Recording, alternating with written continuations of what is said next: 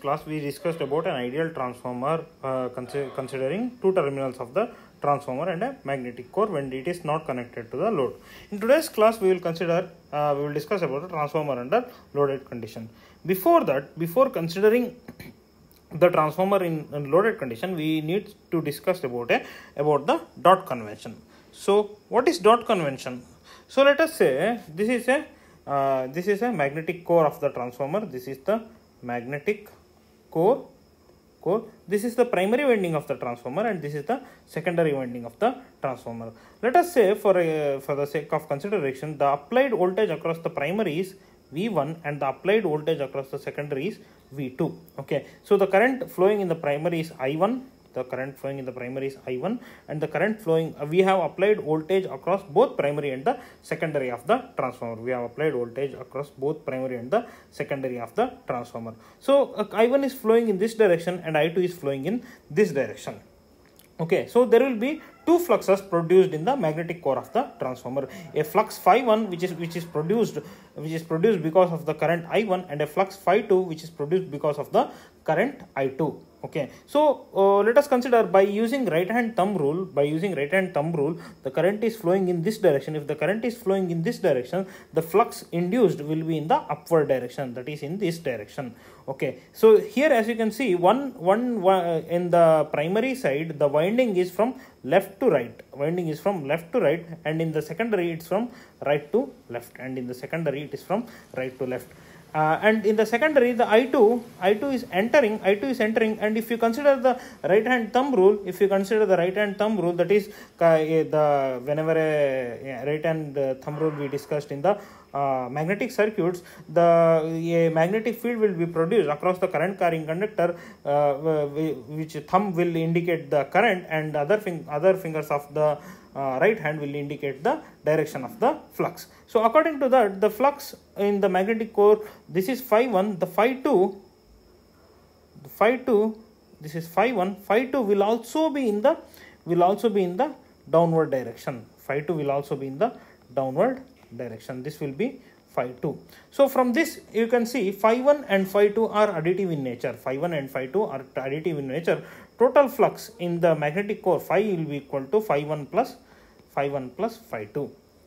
Total flux which will be equal to phi1 plus phi2. So we can say that the voltage induced, there will be when we have applied voltage across the primary, there will be a voltage induced in the secondary from the primary, that we can call it as voltage induced in the secondary from primary, which will be equal to, if you consider mutual inductance M,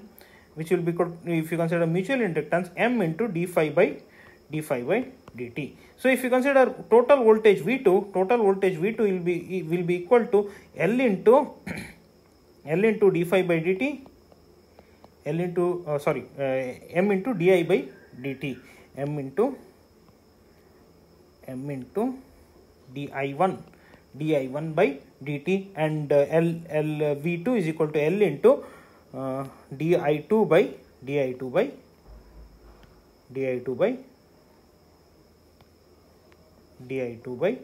dt. So therefore total voltage V2 can be written as V2 is equal to L2 into, this is the inductance of the secondary coil, di2 by dt, L2 into di2 by dt plus M into di1 by dt. This is the voltage across the secondary winding. So similarly you can also write for the primary winding, V1 is equal to L1 into di1 by dt, the self inductance and the current flowing through the primary winding, plus M into di2 by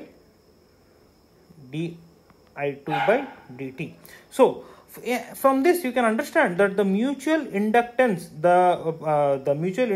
the voltage, so if the voltage produced across the secondary is additive in nature. The voltage produced in the secondary terminal because of the voltage applied in the primary terminal is additive in nature. That means when the flux is being produced in the same direction, both the fluxes are additive in nature and the voltage produced in the secondary is additive to the voltage produced in the primary winding. Similarly, voltage produced in the primary winding because of the secondary winding is also additive in nature. So therefore we can write both the voltages are in the same direction. Both the voltages are same direction. So on the other hand, if you are considering at a particular instant, if this terminal of the transformer is positive and also this terminal of the transformer is positive, then we can say these both are in dot convention. That means you can write it like this.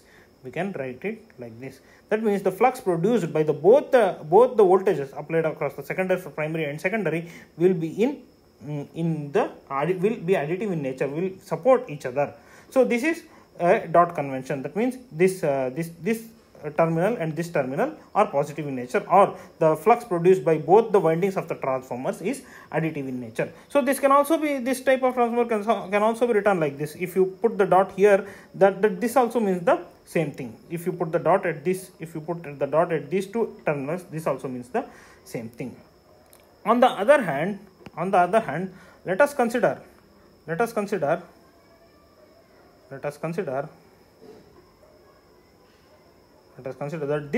this primary winding of the transformer is from left to right, and also the secondary is also wound left to right.